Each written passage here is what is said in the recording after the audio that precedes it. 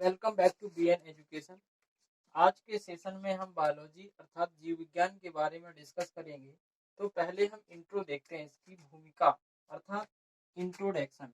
तो जीव विज्ञान जो है, जीव विज्ञान आया कहाँ से है गाइस, ये देखना है। जीव विज्ञान को अगर देखा जाए तो ये विज्ञान से निकला हुआ है। किससे निकला हुआ है? विज्ञान से। विज्ञान की सबसे महत्वपूर्ण शाखा जीव विज्ञान है। तो हम पहले देखते हैं जीव विज्ञान शब्द का प्रयोग। जीव विज्ञान शब्द का प्रयोग किसने किया था? 1802 में लेमार्क ने किया था। किसने किया था? लेमार्क ने 1802 में जीव विज्ञान शब्द का प्रयोग किया था। जीव विज्ञान की पिता किसे कहते हैं? क्या कहते हैं? पिता। पिता कहते हैं अरस्तु को। किसे कहते हैं? अरस्तु। जीव विज्ञान के जो पिता हैं वो किसको कहते हैं? अरस्तु को। फादर ऑफ बायोलॉजी अरस्तु। अब हम और आगे बढ़ते हैं। जीव विज्ञान की उत्पत्ति कैसे हुई? जीव विज्ञान की जो उत्पत्ति है, जीव विज्ञान की जो उत्पत्ति है, ओरिजिन है, वो आपका बिग बैंग थ्योरी बताती है। कौन सी बताती है? Big bang theory. इसको हिंदी में महाविस्फोट सिद्धांत भी कहते हैं। अब इसकी पुष्टि के लिए हम स्टेनले और हॉल का सिद्धांत देख सकते हैं। स्टेनले और हॉल ने अपने सिद्धांत में बताया था कि कुछ कार्बनिक मटेरियल थे, वो गैसेस कंडीशन में थे। वो गैसेस धीरे धीरे कंजर्व हुई, इकट्ठी हुई, और इकट्ठी होने के बाद महाविस्फोट थ्योरी के अनुसार वो इकट्ठा हो गए। बड़े जीव हैं, जो छोटे जीव हैं, उनका निर्माण कैसे होगा? तो वो समुद्र की स्थिति की उथल पुथल और जो समुद्र में छोटे छोटे कार्बनिक जेनेटिक मटेरियल बने, उनसे एक कोष के जीव बने, फिर बहुकोष के, और धीरे धीरे ये डेवलप होते चले गए। तो ये तो हमने आपको बताया कि जीव विज्ञान का इंट्रो कैसा है। अब हम देखते हैं जीव विज्ञान को कितने भागों में बांटा गया। तो जीव विज्ञान को दो भागों में बांटा गया। कौन कौन से थे वो दो भाग? नंबर एक जंतु विज्ञान, जंतु विज्ञान, और दूसरा भाग था वो था वनस्पति विज्ञान। कौन सा था? वनस्पति विज्ञान। इंग्लिश में इसे बॉटनी कहते हैं, इंग्लिश में इसे जूलॉजी कहते हैं। जूलॉजी इसे बॉटनी कहते हैं, ध्यान रखना। इसे बॉटनी कहते हैं, इसे जूलॉजी कहते हैं। अब ये स्थिति हम देखते हैं आगे क्या होती है। अब हम और आगे देखें तो जो जंतु विज्ञान है, जो वनस्पति विज्ञान है, इसकी स्थिति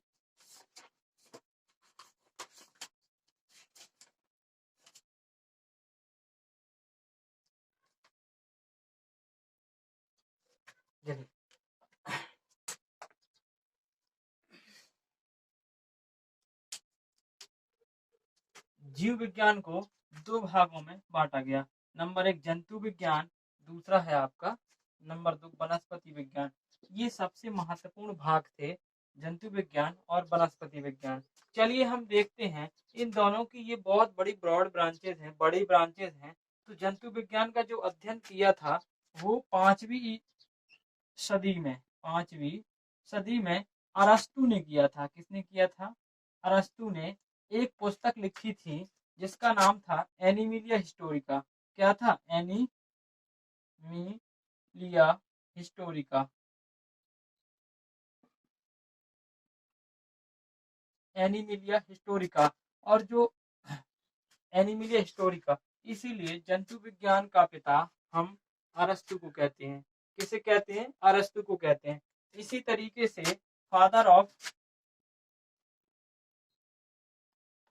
जूलॉजी कौन हुआ? अरस्तु। फादर ऑफ जूलॉजी कौन हुआ?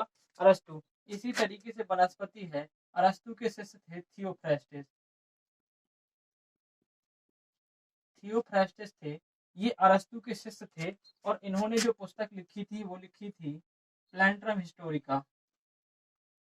प्लेंट्रम हिस्टोरिका। इसमें इन्होंने अनेक वनस्पति की प्रजातियों को बताया था, और ये कहा था कि संपूर्ण प्रजाति यहीं से उत्पन्न हुई है। प्रश्न निकल के आते हैं जीव विज्ञान के पिता कौन हैं? तो आपके अरस्तु। जीव विज्ञान शब्द का प्रयोग किसने किया था? लैमार्क ने 1802 में। जीवन की उत्पत्ति का आधार क्या है? जीव विज्ञान के पिता कौन है? जंतु विज्ञान के पिता अरस्तु हैं। वनस्पति विज्ञान के पिता कौन है? थियोफ्रास्टस हैं। इस तरीके से हम इतने क्वेश्चनों को आराम से याद कर सकते हैं। और अगर हम आगे देखें तो आगे इनके गुण क्या क्या होते हैं? जीवों के गुण, जीवों के गुण। अब हम देखें जो जीव हैं वो संपूर्ण होते हैं, चाहे वो वनस्पति हो चाहे वो एनिमल हो। तो इसका जो पहला गुण है वो है आपका कोशिकीय संगठन। क्या है? कोशिकीय संगठन। कोशिकीय संगठन। कोशिकीय संगठन का मतलब है कि प्रत्येक जीव एक निश्चित कोशिकाओं के समूह से समूहबद्ध होती है। जैसे दीवार, दीवार प्रत्येक ईंट पर ईंट लगा करके एक संगठित तरीके से बनती है, उसी तरीके से जीव का निर्माण होता है और उस स्थिति को हम कोशिकीय संगठन कहते हैं। अगला है जीव द्रव्य। कहने का मतलब है प्रत्येक कोशिका में एक ऐसा द्रव्य होता है जिससे वह जीवन यापन करने के लिए सक्षम होता है, उसे हम जीव द्रव्य कहते हैं। और जीव द्रव्य को भौतिक आधार माना। कहने का मतलब जो कार्बनिक मटेरियल, जो भी चीजें जो पदार्थ में होती हैं वही जीवन का भौतिक आधार है। ये भौतिक आधार स्लाइडेन और स्वान ने कहा था, नोट डाउन कर लेना। आगे अगर हम देखें तो अगला है तीसरा आकृति, आकृति एवं आकार। आकृति एवं आकार।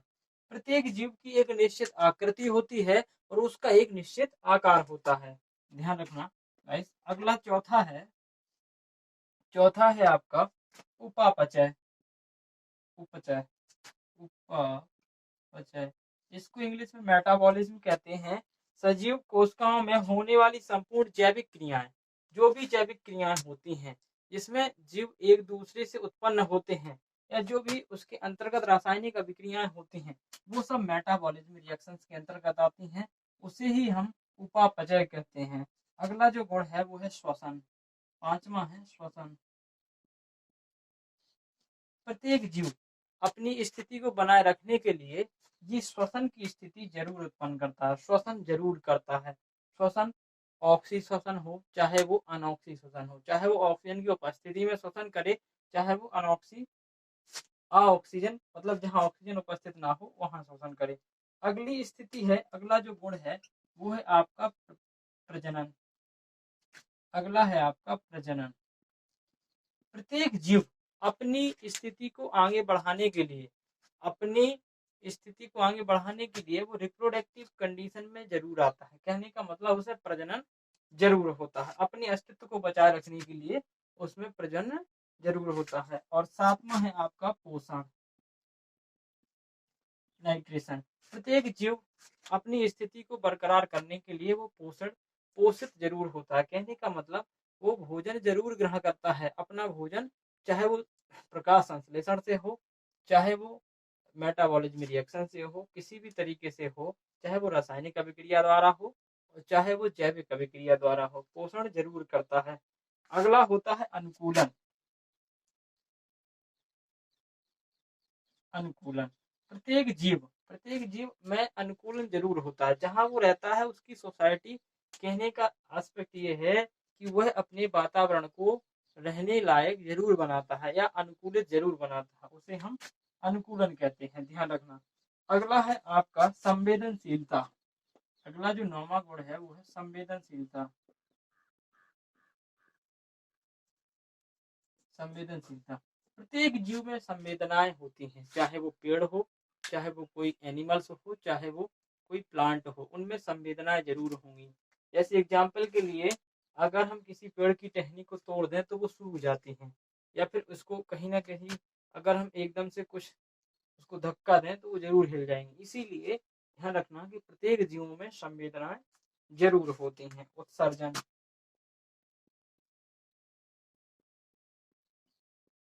प्रत्येक जीव अपना जो भी खाद्य पदार्थ है, फूड मटेरियल है, उसको जरूर उत्सर्जित करता है।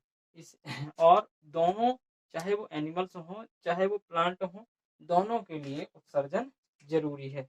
अगला है जीवन चक्र। अगला जो 11वां है वो है लाइफ साइकिल या जीवन चक्र। क्या होता है जीवन जीवन चक्र? प्रत्येक एनिमल्स में जीवन चक्र जरूर होता है। जीवन चक्र का एस्पेक्ट ये है कि अपनी लाइफ साइकिल को चलाने के लिए प्रत्येक जीव में जीवन चक्र जरूर होगा। आगे अगर हम देखें या जीवों का वर्गीकरण, जीवों का जो वर्गीकरण है वो किस तरीके से किया और कैसे किया? तो सर्वप्रथम जो जीव विज्ञान कौन थे? जॉन रे। जॉन रे जॉन रे ने सर्वप्रथम जीव विज्ञान को वर्गीकृत किया था। ध्यान रखना, जीव विज्ञान का वर्गीकरण किया था। इसके बाद सबसे जो अच्छा वर्गीकरण आया वो एच विटेकर का आया। किसका है? H Whittaker.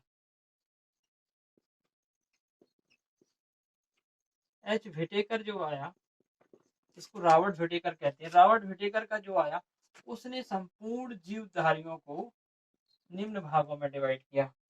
Number 1 प्लेंट्रम, number 1 Monera, दूसरा है आपका प्रोटेस्टा, तीसरा है आपका प्लांटी, चौथा है आपका कवक, पांचवा है आपका एनिमिलिया।